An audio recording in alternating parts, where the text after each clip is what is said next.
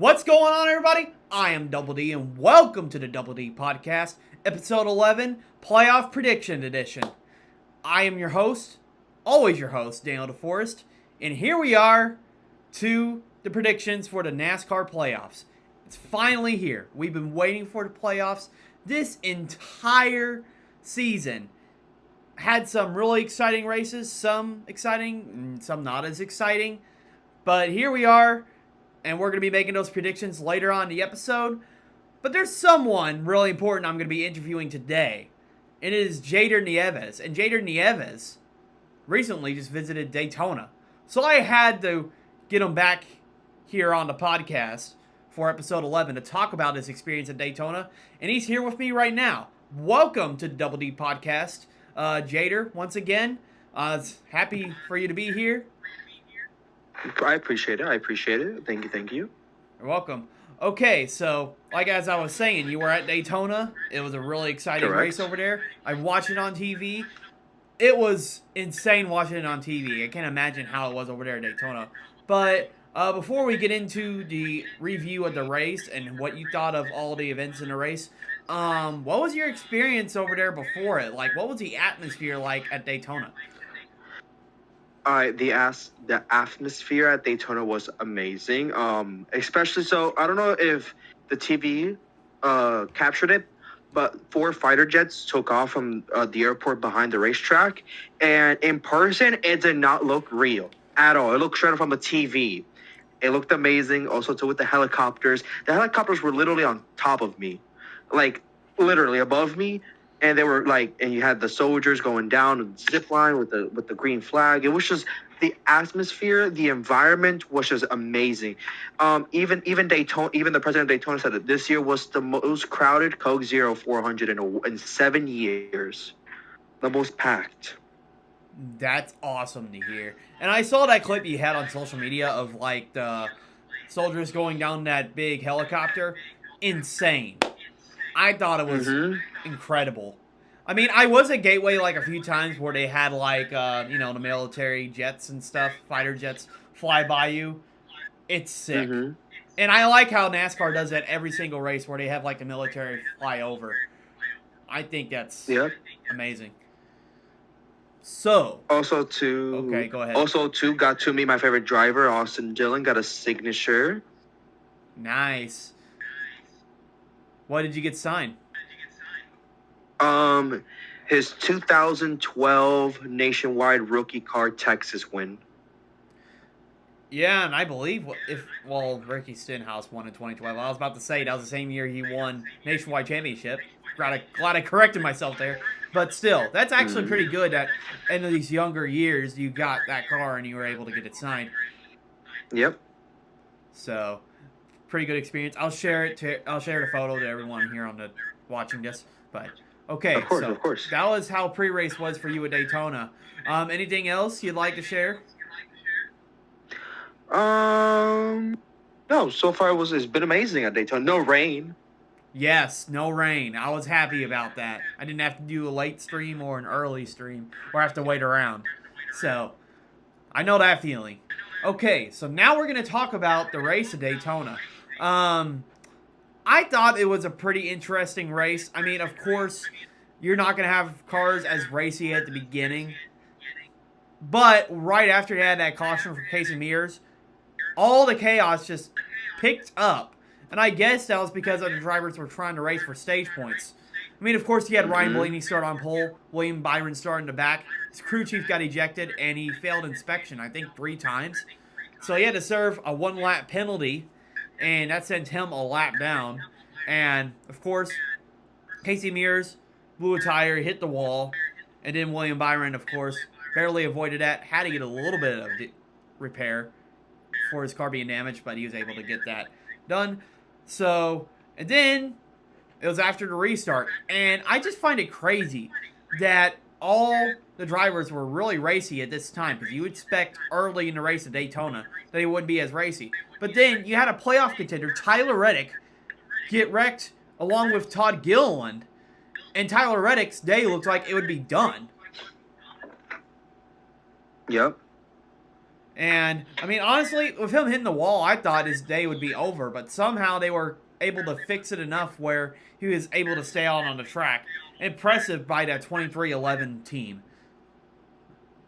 And then, of Yes. course, you had another restart. And still in stage one, by the way. Then you had the big one.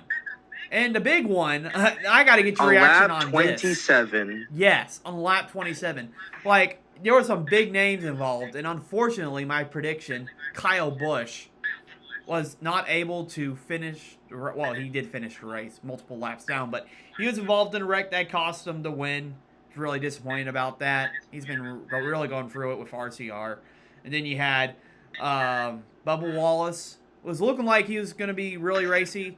Got tapped behind by Kyle Larson, and he got squeezed with Logano into other drivers, and that caused an accident. Yeah, some big names taken out early. What were your thoughts about the wreck? Did you see the wreck out there? Yeah. So, from my point of view, from what I saw, before lap 27, there was a little bit of contact with, I don't know which driver it was, but I know someone scraped the wall for a second. Coming around back to lap 27, from the angle where I was, I just saw Bubba go down. Like straight up, like when they were passing the tri-oval, all I saw from my POV was Bubba just sliding through the grass, and then everyone just crashed into each other. Noah Gragson got a really hard hit against the wall against his door. Was his Austin Cindric crashed right in front of me. Alex Bowman got hit on the right side of his car. So yeah, I think it was because they were greedy with 9 laps to go in stage 1. You had drivers that needed playoff points. Daniel Suarez, especially, even though Daniel Suarez was leading, he was a bit aggressive, just a tiny bit. Yeah. But I think it was just drivers being very aggressive and needing stage points no matter what, especially Alex Bowman, because if Ryan Blaney would have not won this race, he would have been kicked out of the playoffs. Yeah, and he needed to beat Tyler Reddick. And that's the insane thing, too. I mean, honestly, if you're in, like, a must-win situation, I don't know why you're racing that hard at the beginning of the race. But yeah, exactly. But they were, and so, yeah. Tyler Reddick and Alex Bowman involved in wrecks at the beginning. I just find that insane because it went from Tyler Reddick wrecking early, seemed like his day was done, and it looked like Alex Bowman was going to pass him into points if possibly Alex Bowman had a good day. But instead, Alex Bowman was involved in the other wreck, and those two were close on points trying to lock themselves in. But obviously, because Alex Bowman wrecked and was able to finish the race, Tyler Reddick locked himself in because Alex Bowman wasn't able to get himself enough points. So then that went on, and Alex Bowman was pretty much a passenger the entire race, watching the hope that no one would knock him out. And which we'll go into that later on, who won the race. Yes. Okay, so that went on. Yeah, and that made it really dramatic, too, because you didn't know who was going to win, because, of course, it's Daytona. Exactly. So then they'd go under green, and Kyle Larson. Honestly, I'm impressed with Kyle Larson, how he's been doing at all of these restrictor plate tracks this year. Over the years, he would be one of the worst at restrictor plate tracks. He would either get involved in a wreck or just cause a wreck himself or some bad luck that would happen to him. Yeah. But this year, he's been finishing really good at restrictor plate tracks, even won a stage in stage 1. He won the stage. What do you think about his improvement at plate tracks? Well, the problem was with Kyle Larson is he didn't know how he just didn't understand the pack. Like you have Denny Hamlin who understands how Daytona works and how Talladega works. With Kyle Larson, he doesn't know how to read Daytona well. All he knew is that there's gonna be a big one. Where's this and that? It's not like in other tracks where you have to be in the front. In Daytona, it's more like stay in the back until it is time to push and go to the front. So Kyle Larson, I feel like, is now more understanding the super speed. He's reading the pack more and better. And he is getting the hang of it. he knows he was blocking well in stage one. He was doing pretty good with holding lanes and just being a little aggressive and just being more smart about the pack. Yeah, I just find it really impressive about Larson because you see him really good at these mile and a half and all these other tracks, but it's just Yeah. like restrictor plates has just been his kryptonite through the years, but he's Mm-hmm. able to improve. And we'll see, like, when it comes to Talladega in a few weeks, if he's still in the playoffs, if he's able to, score a win possibly, because he's been the best on restrictor plate tracks this year. Crazy I'm saying that, but here we are. All right, so Mm-hmm. of course stage one would end, and we go into stage two, and you had all types of leaders. I mean, he had so many lead changes throughout this entire Cody race. Ware Yes, Cody Ware led the most laps leading of his laps. career. Cody Ware led, I think, was 30 laps, and I was impressed because Cody Ware was holding lanes. He was going up, down, and staying in the middle. Look, Cody Ware looked legit in stage two. He was blocking lanes, blocking runs. He knew when to block. He knew when to go high or low or stay in the middle. Like, he could have won this race. It was very possible. And also, too, shout out to SVG. Yes. He was also blocking lanes. He was also staying in the front. Even when he got pushed back to fourth, he still managed to go back to the front. So SVG is learning ovals really quick. Yeah, he is. Once about like Cody Ware. Yeah.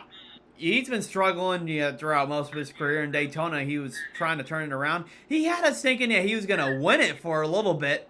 But, of course, I think they had like a different strategy where they pitted like either, I think, earlier than like most of the pack. So he had to pit for fuel earlier. Yep. So he wasn't able to be in like contention with the other drivers. But it was cool to see him lead like a few laps, even in that Arby's car. Which I like Arby's. Yeah, the Arby's car looks nice. The Arby's car looked very nice. Yeah, and then of course, as you mentioned, SVG. SVG's been talking about how he's been trying to improve at the ovals. He says short tracks is probably his best oval track, and of course, he's dominant at the road courses. But I've been seeing him. He's just been figuring out the restrictor plate races each time we go, and now he's just got to work on like the mile and a halves and places like Michigan and Pocono and that type of places. Yes. So, I mean, it's impressive. And he could be a threat in the playoffs, too, which we'll talk about that later on. So With the Roval. Yes. So, yeah, the race would go on. Of course, you'd have, like, Hocevar leading, all different types of leaders. Hocevar, Carson Hocevar, very unfortunate for him. Bad. He's been close for so many wins this season. Could have won the Coca-Cola 600 if his engine didn't expire. Could have also won Michigan. Yes. Could have won. He was racing well at Michigan. And I think he was racing well at Nashville, too, I believe. Mm-hmm. Almost won at Nashville, too. Almost won. Yeah, I think he finished second, I believe. He should have had 3 wins in the season by now. Yeah, actually, let me check that. I think he did finish second. I want to make sure. Yeah. Of course. I don't want to tell anybody false information at home to the audience. Mm-hmm. I'm cheating. I'm using Google, guys. Google. Yeah, he finished second. I was right. He finished second. See, my memory is still good even at nighttime. But yeah, he finished second in that race. Of course, Michigan, I think he either like blew a tire or had something go on with his car. And unfortunate for him, he didn't win that race either. He came so close to winning so many races. And it just, that Spire car is just very unreliable. And it showed it here in Daytona last week that Carson Hocevar blew an engine. And that ended his hopes of making the playoffs, of winning the race. Very unfortunate for Hocevar. Yeah, I wouldn't mind if he won or Kyle Busch won. But it is what it is. Daytona can be cruel, but can also be exciting. Yep. Okay, so that would happen, and then they'd keep racing. Of course, Logano, when he got involved in that wreck with Bubba Wallace, I thought maybe he'd have a little bit of damage on his car. Didn't affect his performance of the car at all, because it looked like he was about to dominate Daytona. But Chastain was able to win Stage 2, so some people were able to challenge Logano, but I think it was mainly because Logano wasn't really around his teammates as much. But once he got to stage 3, for a little bit, it looked like he was really strong. I actually almost fell asleep on stream because he was dominating so much in stage 3. I was like, oh man, he's just going to run away with this win because nobody can pass him. But then all of a sudden, Yeah. Eric Jones is the savior. And turns Logano around. Now, what I think happened, I think Eric Jones gave like Logano a bad bump draft. And that turned Logano into Busher. And Logano spun. It's like in the air. And he didn't flip in the air. That would have been bad. Well, on stream, I was going insane because I couldn't believe it. Now, I don't cheer for people. You should have seen the stadium where I was. Everyone was cheering like if the race was over. Yes. Like if there was a crazy ass finish. Yeah. Everyone lost it. Yeah. Like whenever Logano spun, I could hear it like on the TV, like even over the race cars. Mm-hmm. Which I find crazy. So like, yeah, he spun around. Of course, I don't cheer for Rex. But when it's like a spin out and he's okay, I'm fine with it. But if it's like if someone flips, I definitely don't cheer for that because I worry about driver safety. But I was happy when Logano spun around because I didn't want him to win this race. I don't want him to win any other race because, of course, I'm a Chase Elliott fan. But, yeah, he got spun out by Eric Jones. Crowd went wild. I went wild. And that set up for a dash to the finish. I believe it was like 8 laps to go or 7 laps to go to the finish. But it was 8, yeah. You would have all kinds of drivers trying to make it into the playoffs. You'd have every hungry driver. Yes. You'd have Cole Custer, Justin Haley, who am I forgetting? Daniel Suarez, Eric Jones, Chris Buescher, Brian Priest. Mm-hmm. I mean, all the people that were trying to make it to the playoffs were all up there, beside Kyle Larson and Ryan Blaney. And it sucks for Ryan Priest because I think it was with 5 laps to go. He got in the sucker hole. He got shuffled out. What was it? Kyle Larson went up, and Chase Elliott and Kyle Larson both went up and just let him in the middle. But I knew Larson and Elliott were going to do whatever to try to get Ryan Priest not to make it to the playoffs or any other driver not to make it to the playoffs. They're trying their best to win that race because they wanted Alex Bowman to advance, which I think that's good teammates of them, at least. Mm-hmm. And also, too, I think it was on 4 laps to go with Eric Jones being pushed out of the line, shuffled out, too. Yeah, I saw that. All the hungry drivers were slowly getting pushed out of the way, besides Justin Haley, Suarez, and Cole Custer. Yeah, I mean, I was surprised that wasn't a big one when Eric Jones almost wrecked there. But, of course, you would have the run to the finish. It'd be the final lap, and then you have Cole Custer and Justin Haley battling for the lead. It looked like, I think, was it Cole Custer or Justin Haley? But one of them got, like, shoved down below the yellow line. Cole Custer. Yeah, it was Cole Custer. Yeah, I mean, of course, he didn't advance his position. He got forced down there. But that set up for an insane finish. And Ryan Blaney went from 13th to 1st in 2 laps to upset all the playoff or the non-playoff drivers trying to get into the playoffs and won the race in a 4-wide finish. Like, that was unbelievable at Daytona. I mean, you see it at Talladega because Talladega is more wider, but Daytona, insane. Mm-hmm. So, yeah, that happened for Ryan Blaney. Yeah. I was really happy about that because that was my second pick. That was my pick in, like, the fantasy chat we have of, like, the competition where Ryan Blaney won. I got a good chunk of points out of that because he's my second pick behind Kyle Busch.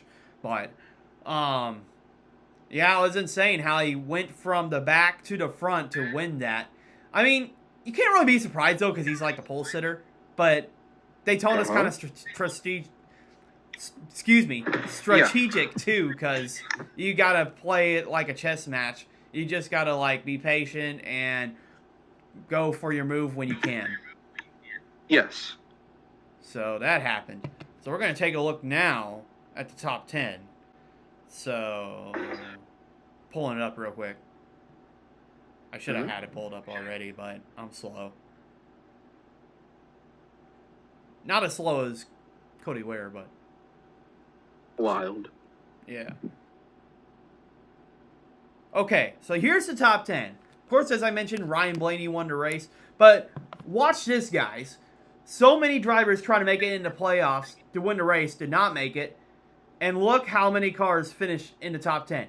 Daniel Suarez, Justin Haley, Cole Custer, Eric Jones, 2nd through 5th. Then you had Chris Buescher in 7th, Ty Gibbs in 8th. And you only had Ryan Blaney, Kyle Larson, Josh Berry, and Chase Elliott, who had a win this season already, in the top 10. And all those drivers were trying to win the race, and they weren't able to because Ryan Blaney was able to get a good run and finish first, which I thought that was an insane run to the end. Kind of reminded me of Earnhardt in 2000 when he went like from 17th in 4 laps. Yep.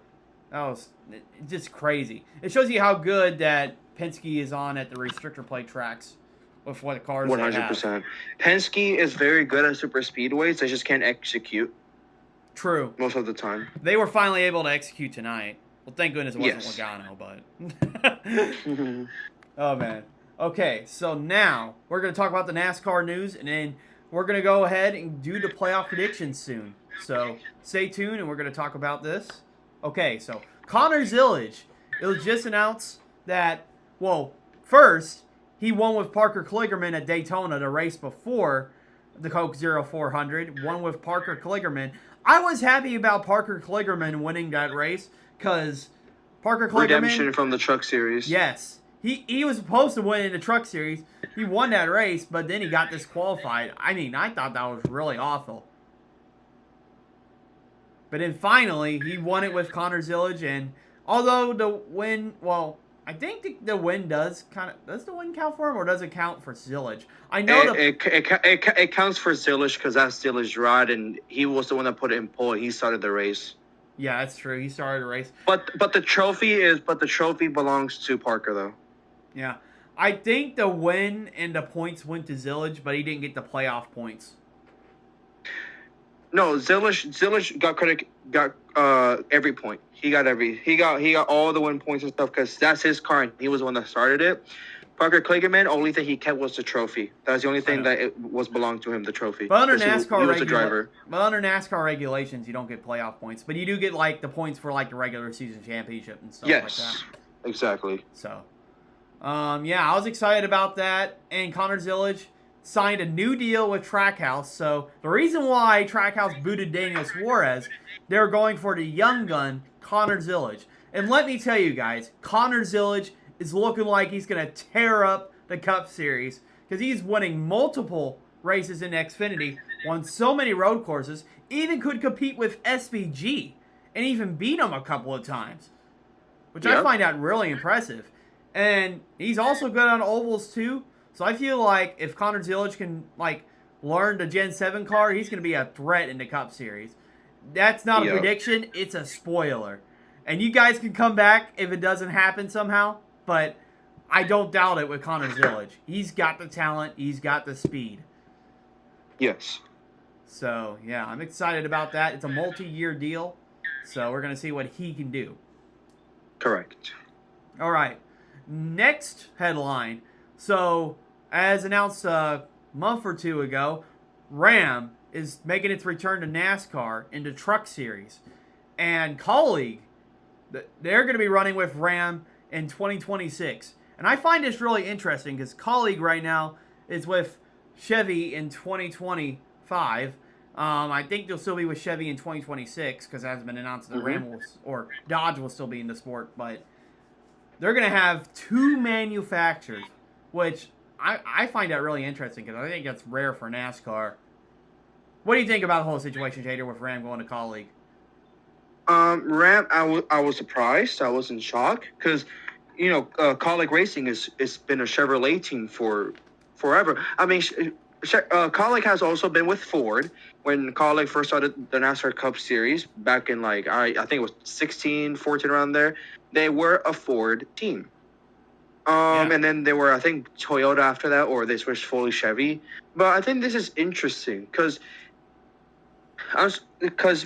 here's why. Colleague is a Chevy team. that is going to run a different manufacturer in a different series. With even though Kaulig has Chevy drivers, my prediction for 2027 is that or Dodge, which is the same, Dodge goes Cup Racing with Kaulig, and they fully switch to Dodge in It's 2027. confusing. I understand. But I think I think Dodge, after they go with Kaulig for next year, I think in 2027, they're going to be Cup Racing with Kaulig Racing with the Dodge Chargers. yeah, and the last time Dodge was in the sport, Brad Keselowski won the championship with Team Penske. Yep. So it's going to be interesting to see what they can do when they return. If they return to the Cup Series. But they'll be in trucks for now. But, okay, so that's all for, like, the headlines. Now we're going to do the Darlington predictions. Darlington coming up. The first round of the playoffs. The first round of the round of 16. First race of the round of 16. It was a banger race last year. You had Chase Briscoe and Kyle Busch in a nail-biter finish. Briscoe was able to get that last win for Stewart-Haas Racing. But now he's with a new team and Joe Gibbs Racing. And there's a lot of other drivers that are going to try to win here at Darlington. You have Kyle Larson, Eric Jones, Tyler Reddick. Those drivers good at running the top and really good at the racetrack. Yeah, Busch, Austin Dillon. You know, Austin Dillon's been decent there. I mean, he's had his ups and downs at most of the races, but he shines in random times, kind of like McMurray. Yep. But who else is going to be good there? Hamlin. Don't count Denny Hamlin either. Yeah, Hamlin. So my prediction for Darlington is going to be this. I think Chase Briscoe's going to win the pole, and the winner's going to be between Kyle Larson or Denny Hamlin. So you're thinking it's going to be like 2021? Yes. Larson. Briscoe wins the pole, and then the win's going to be between Larson or Hamlin. Yeah, but this time Larson can't wall ride like 2021. Nope. Yep. But here's my prediction for Darlington. I think Chase Briscoe's going to win the whole thing because he won with Stewart-Haas last year. And Stewart-Haas did not have good equipment at all last year because they were closing. But he was able to wheel that to win a race. And he's with a lot better team now, a championship contending team with Joe Gibbs Racing. And he's going to be racing at Darlington. Imagine what it'll be like inside that car. It'll be awesome. I can already tell. Chase Briscoe deserves the 19 rod. He's been so consistent. He's been winning poles. He has a race win. Now, here's one driver that I think should be booted out of Joe Gibbs Racing, and that is Ty Gibbs. Ty Gibbs does not deserve to be. Ty Gibbs and Riley Herbst. Get them both out of the Toyotas and bring back Kyle Busch and Joe Gibbs Racing. Trust me, they won't regret it. I think if they just, if I was Coach Gibbs, I would be like, hey, I know you're my grandson and everything. You've not been performing like the other Cup drivers. We're going to have to send you back to the Xfinity Series, and we'll bring back Kyle Busch. You know what would probably been a smart option for Joe Gibbs is had Ty Gibbs run like a part-time schedule with Joe Gibbs. Because he could have had because that's what Hendrick did with like Chase Elliott in 2015. When we're getting him ready for the Cup Series. I just think Coach Gibbs needs to be smart and just tell him, hey, I know you're my grandson, but you've not been performing. You haven't had a win in 3 seasons. And Chase Briscoe has a win in his first year with Joe Gibbs with Toyota. Yeah, I'm a demote you back to the Xfinity Series on a full-time schedule, and hopefully we'll get back Kyle Busch in the 54. We'll switch it back to 18. Yeah, I have a feeling like I just hope Joe Gibbs is not like Richard Childress and keeps well, no diss on you because you're an Austin Dillon fan, but keep like the driver there for a very long time. And just not pick other drivers. Kind of like you see in other sports, like F1 with Lance Stroll. Yeah. I think they got to – I love Austin Dillon, but Austin Dillon has not been performing well. I mean, he did win Richmond, but without that Richmond win, he would have still been 32nd in points.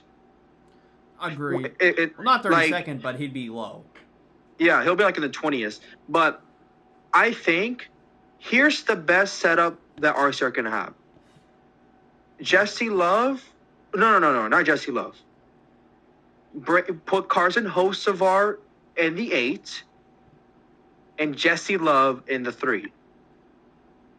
Well, Actually, no. Hill in the 80 in the 3. Hill in the 83, and oh Carson my gosh. Hocevar. Not And Austin Hill. Not Austin Hill. That dude needs to not be. Austin Hill. No. Do you see him in Xfinity? He's so immature. That is true. How about this? Carson Hocevar and Michael McDowell. Well, until like RCR changes their team around and gets better equipment, I don't think not much drivers are going to want to drive for them unless they don't have a spot left and they'll have to go to RCR. And I think that's kind of how Kyle Busch was forced to RCR in 2023 because if you remember, he didn't sign with Joe Gibbs because he didn't have as much sponsors for Kyle Busch, which I find interesting because M&M's left. And then you had RCR.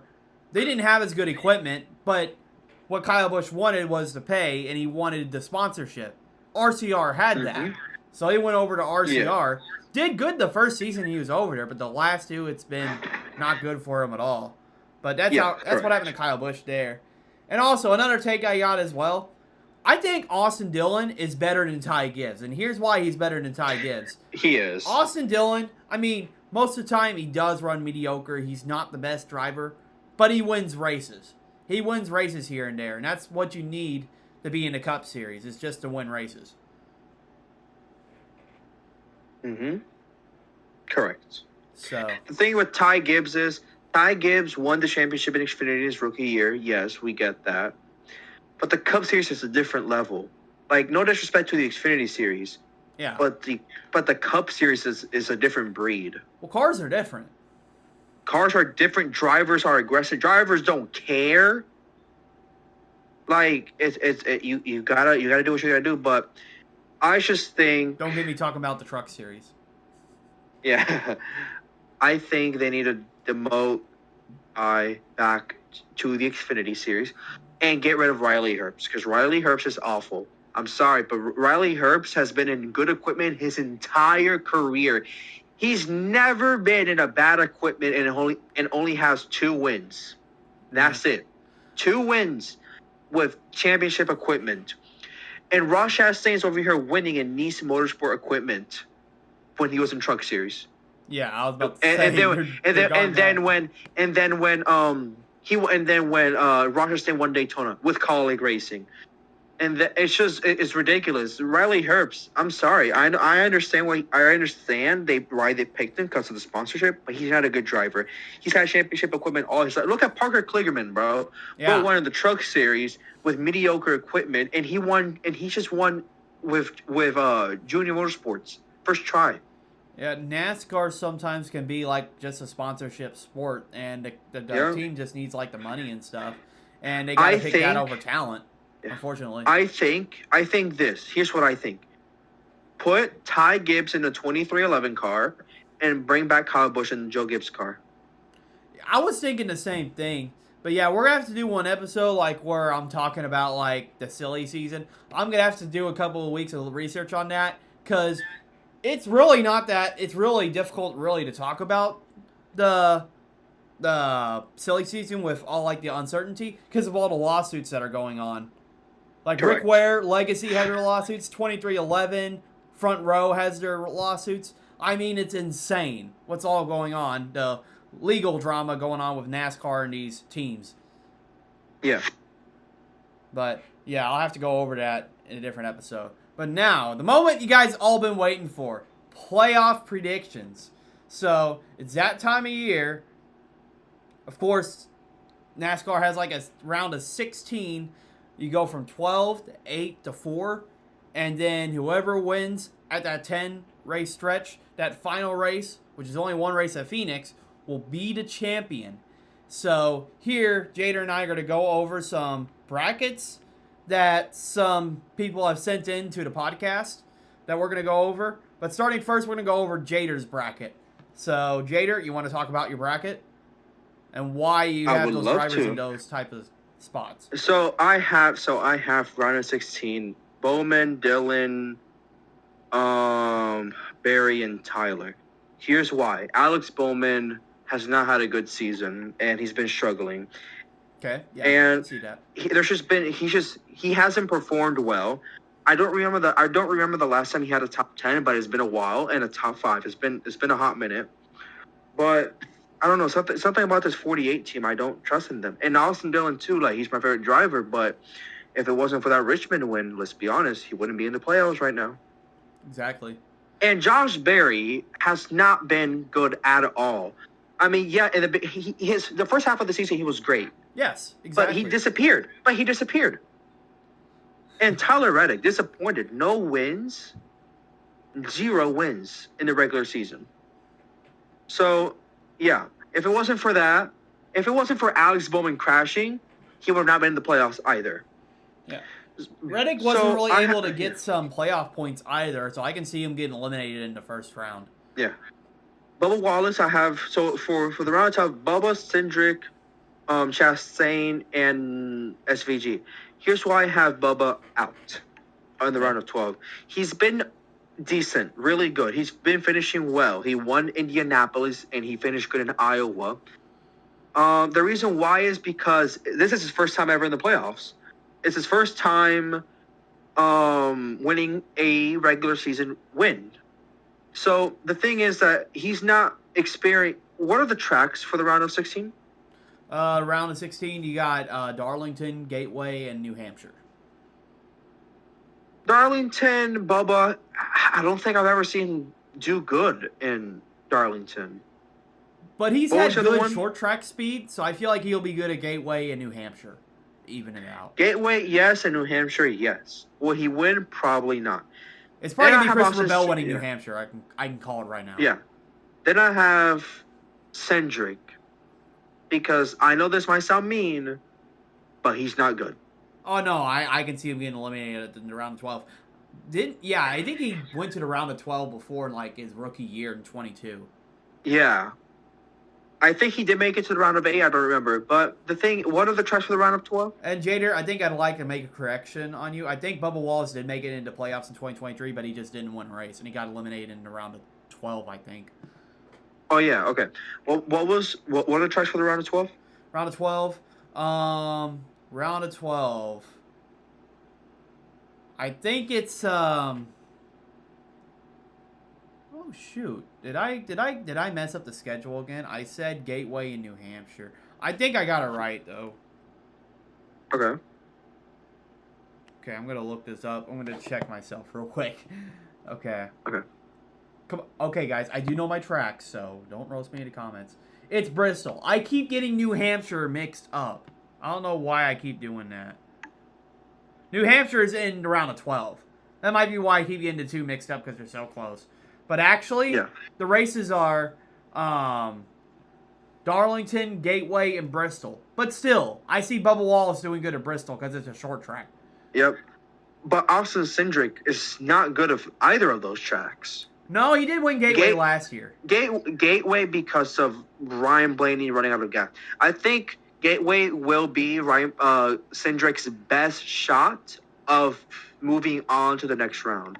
And then I have Ross Chastain. It's just that Ross Chastain, he's been okay. But like I said with Austin Dillon, if it wasn't for the Coke 600, he would have not been in the playoffs. Yeah. So to let you know, like the round of 12, it is. Hold on, it just disappeared. Okay, so it is. You have New Hampshire, Kansas, and the Charlotte Roval, round of 12.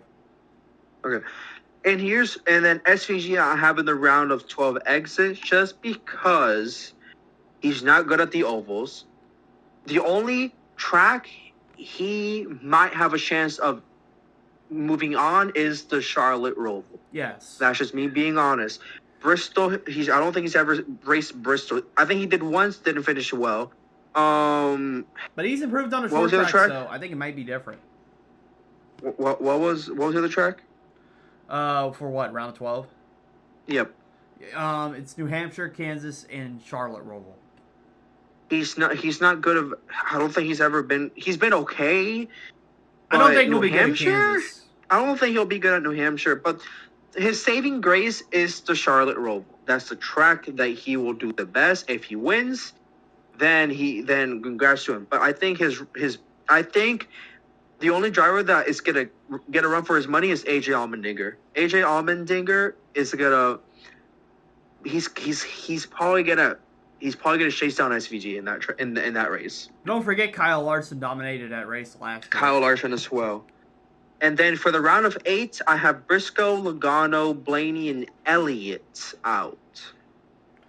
I can see that. Yes. Chase Elliott, good driver. He's been decent, but not outstanding. Yeah, he just hasn't. I think the thing about Chase Elliott, he just hasn't been able to get wins. And you Exactly. either have something go wrong with him if he's even close. I think his only win was at a super speedway, and that was in Atlanta. Atlanta, yes. And that, he drove up to the field pretty much himself. Yeah. But he's been okay, but Chase has not been outstanding. he's been having like to rebound from mistakes, honestly. 15 places, like how many times? So many times. And Yep. like he could honestly, he probably could have like 4 or 5 wins if he didn't have like those major mistakes that'd cost him the race. Exactly. And then for the championship 4, I have Larson, Bell, Hamlin, and William Byron. That's an interesting championship 4. I'm gonna compare it to my chart after you explain like your 4 and your champion. The reason why I have Larson, Bell, Hamlin, and Byron in the championship 4 is because they're the best drivers in the Cup Series right now. Those four are the top 4 in the Cup Series right now. Agreed. They've been like that. The two Hendrick and the 2 Joe Gibbs cars, they're the, you know how they used to have the big 3. This is the big 4. The best of the Cup Series. Big 4. And those are my picks for the championship 4. They've been good at every track. They've been out. They've been there. They've been finishing well. They've been there. Yeah, William Byron has not been the best out of the 4, but he's been there for half of the time. And then my championship pick is William Byron. Here's why. William Byron, in my opinion, is the best Chevy driver right now in the series. Well, yeah, because he just won a regular season championship. He's the regular season championship, and I think he has more wins than Larson. He is the best Chevrolet driver Larson right actually has 3, and Byron has 2. Well, yeah. But William Byron is so consistent with he points, is consistent. position, stage. Like, he's always there. And the thing is with William Byron is that he's been in this position before where he almost won the championship. So, even though I don't know what his average finish is at home at Phoenix, but I know he could have won in 23, I believe, right? 23 or 24? Yeah. If it wasn't for, I think it was 22, it was 23, it was 23. Yeah, it was 24, 23. He's made it 2 years in a row, but he just had something wrong for him. If it wasn't, I believe if it wasn't for Blaney being in his way, Byron would have won that championship if Blaney wasn't just all over him. Yeah. And that's the interesting thing I think is going to happen because I feel like we will get a Penske car that's going to make it in the playoffs. And that's going to lead me to my predictions. Now we're going to compare our charts. So I have mine. And our round of 16 is pretty similar, actually exact. I have Tyler Reddick, Alex Bowman, Austin Dillon, and Josh Berry not making it to the round of 12 because Tyler Reddick, he's just had so much go on with him this season. Just hasn't looked like the same Tyler Reddick from last year. It seems like Bubba Wallace is actually better than him this year. And I don't see Reddick advancing. He just hasn't been able to get wins.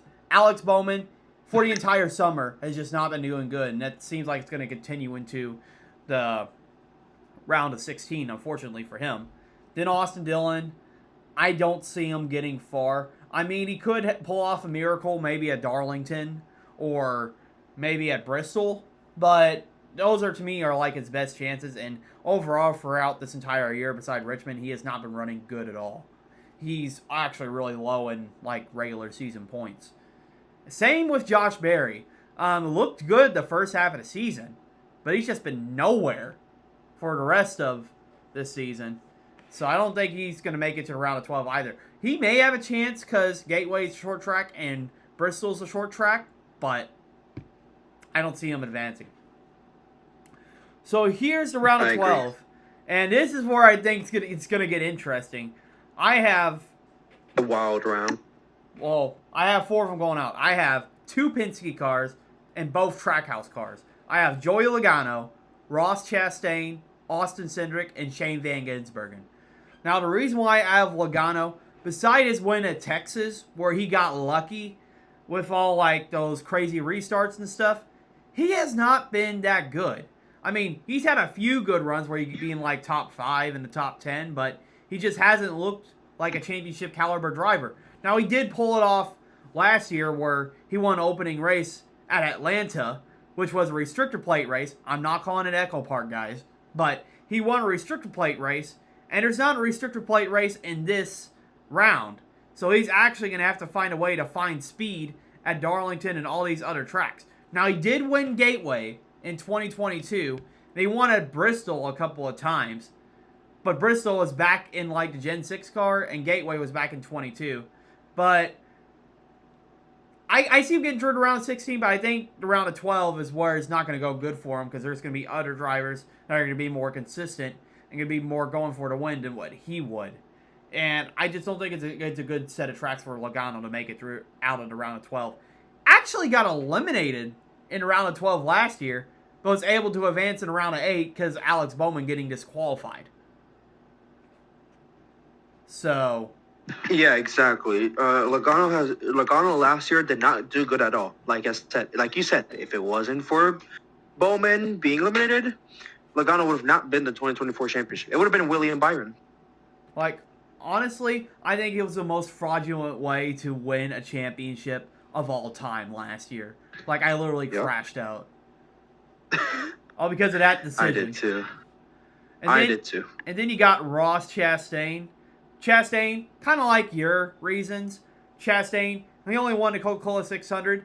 I mean, I think he would have had enough points to make it into playoffs if there was less winners. But he just hasn't really done much at all besides winning the race.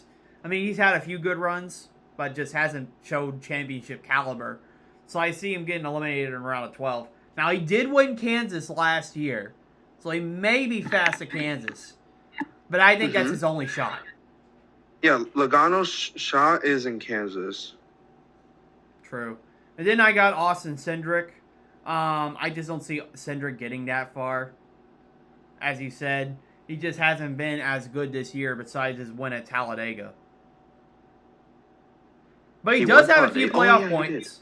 He has won a few stages. Yep. Playing a different strategy to gain those playoff points, which is kind of smart. But then you have SVG. Now, the reason why I have him getting rid of round of 16, I'm going off the logic that he has improved at the ovals. Like, for example, he's ran really well at Richmond, ran really well in other tracks like Charlotte. I think he ran good at Coca-Cola 600. You have Darlington. That's a track like where tires wear. And it seems like SVG's been learning each time, like with the tires wearing, he's starting to figure out how to save his tires. And I have a feeling that he'll be okay at Darlington. Maybe not the best driver. I don't think he'll have winning speed, but I think he'll be okay. Gateway, you shift a lot over there. I'll be there. I'll be hearing all the shifting going on. But a lot of shifting over there. I feel like SVG might be able to adapt a little bit to try to have a good run there. And then you have Bristol, another short track. And he's been improving better at the short tracks than he has any other of the oval tracks. Bristol, if they have the tires wear better this time, and it's not like earlier this year where it was a snooze fest, he may have a shot. So that's why I think he's going to make it to the round of through the round of 16 to the round of 12. But this is where I think it's going to come to an end. I just have a feeling that there's going to be better drivers with more playoff points. He's not going to overcome that. And I know there's the Roval, but there's been other drivers that have raced there before that have been better at the Roval. Now, to his credit, he dominated at Watkins Glen and he dominated at Sonoma. So he's got a good chance of making it to round of 8, but I don't see him making it to round of 8 because I feel like there'll be more other drivers that are competitive, like Kyle Larson. Yeah. And as you mentioned, AJ Allmendinger, who's not in the playoffs, that could steal the win. He's done it before. He has. And then, yeah, and that's my round of 12 being eliminated. And now here we go to the round of 8. I think this is a logical round of 8. You have Christopher Bell going further. I have him going, not making it out of the round of 8. Here's why. The only 3 wins he's had in this entire year was at the beginning of the season. It was only at the beginning of the season. And he didn't really run as consistent throughout the summer. And he's been showing a little bit more speed recently, but he's still not winning speed. And for these playoffs, you need to win. And he hasn't been doing that since the season started. So I see him getting eliminated in the round of 8. Yeah. Along with Bubba Wallace. Now, Bubba Wallace, now this is kind of a shock. I have him going to round of 8. But first half of the season did not look good. Second half, he's really turned it around. Won at Indianapolis, and he's had really good runs, and he just has really good momentum. I mean, he had to hell Kyle Larson. Yeah, to fight Kyle Larson. He hold off Kyle Larson in the Brickyard. But Richmond, I think he could have won Richmond, but his pit crew, of course, messed up. Yep. And then, yeah, that's why I have Bubba Wallace getting eliminated in round of 8. Like, I think that's his ceiling, but he's not a championship driver. So, and then the other driver I have getting eliminated, I have both the Chases getting eliminated in the round of 8. I have Chase Elliott getting eliminated. Like I said, he's been really consistent. He's been finishing good, but doesn't have winning speed. And when he does have winning speed, there's always something that screws it up for him. So I don't see Chase Elliott advancing to the round of 4. Like I said, it's going to take wins. And Alan Gustafson just has not been that good of a pit crew this year, and I think he should get fired. And whenever he doesn't make a mistake, his pit crew does. And pit crews, they're going to make mistakes sometimes. It's inevitable, but Alan Gustafson just made some really bad calls, and if he would have made like an opposite call, he would probably have won those races. But, I mean, that's just me. That's just my take as a fan. But we'll just have to see maybe if Rick Hendrick will do anything. But then, lastly, getting an eliminating round of 8, Chase Briscoe. Chase Briscoe, really fast in qualifying, winning so many poles. Looking really fast. He won at Pocono based off of fuel mileage and dirty air. But that's the only race he's been able to win. Of course, I have him winning Darlington, and I have him getting like further. But I don't see him beating the other drivers that are in round of 4. Which, the final 4 I got is Denny Hamlin, William Byron, Ryan Blaney, and Kyle Larson. I just don't see Ryan Blaney beating those other drivers. And Ryan Blaney, the reason why I have Ryan Blaney, he's got momentum. And it seems like whenever it's playoff time, he's clutch. Like last year, he won at Martinsville to get into the round of 4. And he did it the year before. And almost won a championship. He almost won 2 championships. Yep, back to back. Yeah, he could have went back-to-back if only he was better than Logano. But yeah, I have Blaney going to the round of 4. I think it's a logical choice because it seems like he's a more clutch driver than most of the drivers in the field. And that's, with how the playoffs is set up, I can see Ryan Blaney doing that. And then for the round of 4, I have William Byron. Reason why I got William Byron, of course, regular season champion. And I think he's the most consistent out of the Hendrick drivers. May not have winning speed all the time, but he's able to point himself in or win when it matters most. And William Byron, young, and he's still got a lot more years going for him. So I see him going into round of 4. And then Denny Hamlin. Denny Hamlin, besides SVG, the winningest driver this year. And it just feels like there's a different energy to Denny Hamlin this season than all other seasons. He's been, I mean, maybe not the most consistent, but he's had winning speed at a few races. And he's actually won at Dover. He's won at Dover. He won at Michigan. He's won at, where else did he win at? You know, Jayder? Dover, Michigan. It's been so long ago. Yeah, it's been a while since he's won. Oh, he won at Darlington. He won at Darlington because William Byron had a bad pit stop. Oh yes, correct. And he won at Martinsville. He had a dominating performance in Martinsville. But I mean, Hamlin, I think he's actually better than Christopher Bell on like speed, because Hamlin, he's just able to be more clutch, and he's able to drive that car more to the front. And of course, being a veteran, he knows a lot more about the tracks, and he's been to the playoffs, to the championship before. He just hasn't won it. But I think if he's gonna win, he has to do it this year, because I feel like this is probably gonna be his last shot, because he's up there in age, and this is probably gonna be the only year he has really good equipment and all the sponsors and stuff. And the last one to maybe prove the doubters wrong. But he's not going to do it. But you know who's going to win a championship? Kyle Larson. Now, people are going to think I'm insane that I'm picking Kyle Larson. Like, he's kind of had a bad stretch during the summer. Kyle Larson did win 3 races earlier. I guess you could put him in the same category as Christopher Bell.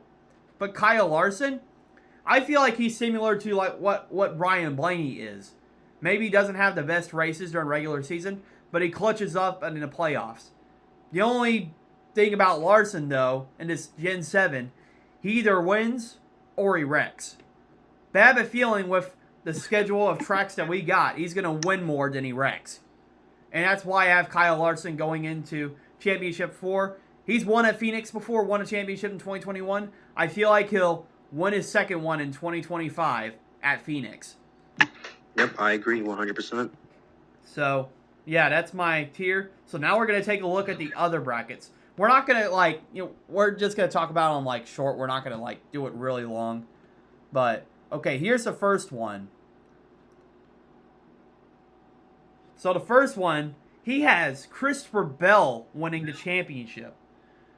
Christopher Bell, okay. That's kind of, well, no, you said William Byron, but, I mean, I can see Bell maybe winning it.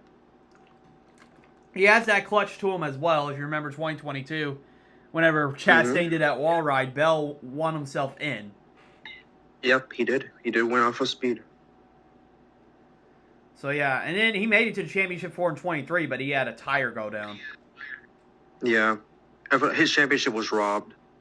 It was. He didn't even get a chance, honestly. And let's see. And I could see, Larson and William Byron. Of course, I predicted them getting into the championship 4. I don't see Briscoe, though. I just don't see how Briscoe can make it that far. If he does, that's good for him. Besides William Byron, he's got mainly, dirt track drivers more up there. But, let's see.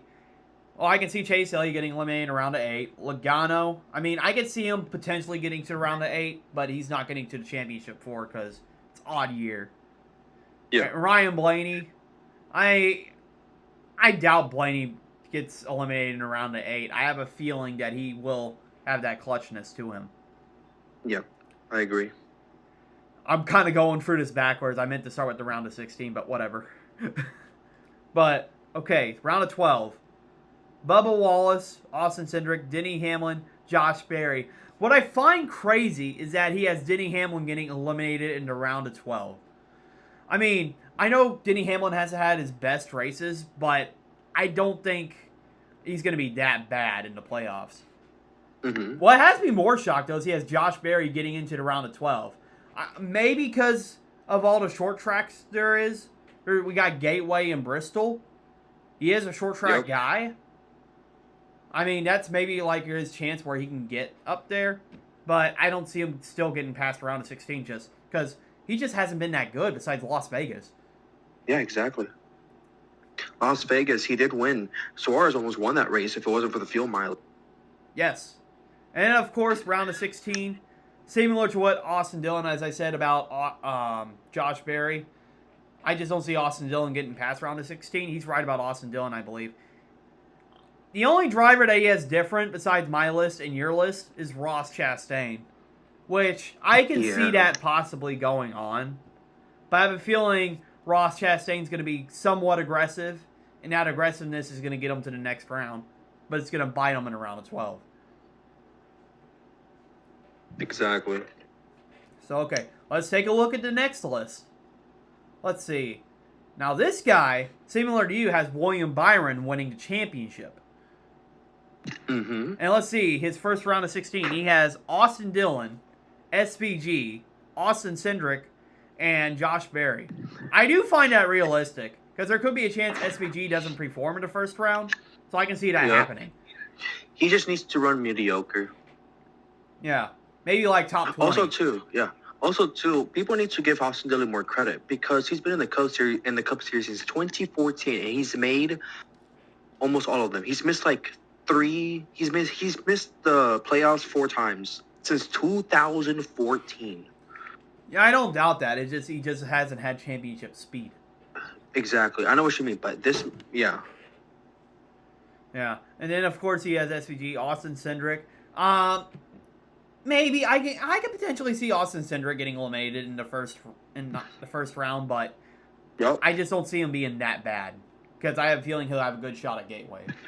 Yeah, he is still in a Penske car. Yes, Penske's has really good equipment. At some tracks, you have a chance of winning if you're with them. Okay, so then you got in a round of 12. Okay, this is what I find crazy. He has Alex Bowman going to the round of 12. Really? Like, with all the struggles he's been going through, I don't see him making it to the round of 12. He doesn't even have the points either. Like, I think he's like, if I'm right, I think he's the last seed in, like, the playoff bracket because he has no playoff points. Correct. Which is insane. I can see Bubba Wallace maybe getting eliminated in a round of 12. I think that happened to him in 2023.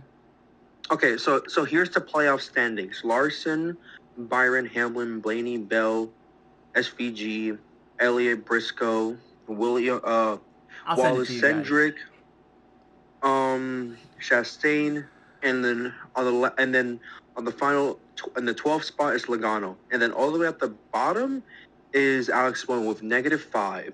Yep, that's what I said. He's the last driver because he has no playoff points. He has nothing. So I see like Alex Bowman really being vulnerable. Like if he just has one bad race, he's in a must-win position. All 4 races need to go perfect. Okay. So, yeah. And then, of course, you got Ross Chastain around the 12. We have similar view about Ross Chastain. Oh, I don't know what's... Actually, that's actually more crazier. He has Chase Briscoe getting eliminated in around the 12. You can never count him out in Joe Gibbs' equipment. I feel like he'll get further than that. And of course, Briscoe is decent at road courses, so I see him doing good at the Roval, and maybe Kansas. In my opinion, well, it's not an opinion; it's a fact. I think Chase Briscoe is the second best Joe Gibbs car right now. Yeah, I guess you can say that with the speed he's showing. Okay, we got to talk about the round of 8. So in a round of 8, he has Chase Elliott, Joey Logano, Denny Hamlin, Kyle Larson. Honestly, this is kind of realistic. Mm-hmm. I can see this possibly happening because there has been times like where Larson has not made it that far. Yep. And Hamlin, of course, couldn't make it through the round of 8 before. I think Kyle Larson had bad luck last year in the Roval. He had trouble and eliminated him. Yeah, and of course, Chase Elliott. I have him getting eliminated in round 8. Not really much to say here. We have pretty much the same takes besides Hamlin and Larson. Yeah. Okay, now here's the final one we got to go over. So, this guy has Joey Logano winning the championship in an odd year. What's he doing? But anyways, here's just round of 16. We're gonna go over like his bracket. So Josh Berry, Shane Van Gisbergen, Bubba Wallace, and Austin Dillon. First of all, I could see the other three potentially, but not Bubba Wallace. Bubba Wallace is not going to finish that low. Unless he has really bad luck, he is not finishing that low. I don't see it happening. And then round of 12, Yeah, I agree. you have Chase Briscoe, Ross Chastain, Austin Cindric, Alex Bowman. What's up with these drivers counting out... not drivers. What's up with these fans counting out Chase Briscoe? Like, Chase He's really Briscoe good. is not round that of bad. 8. I could see him in the round of 8. Yeah. That's actually where I have him in round 8. And then Ross Chastain, Austin Cindric, Alex Bowman.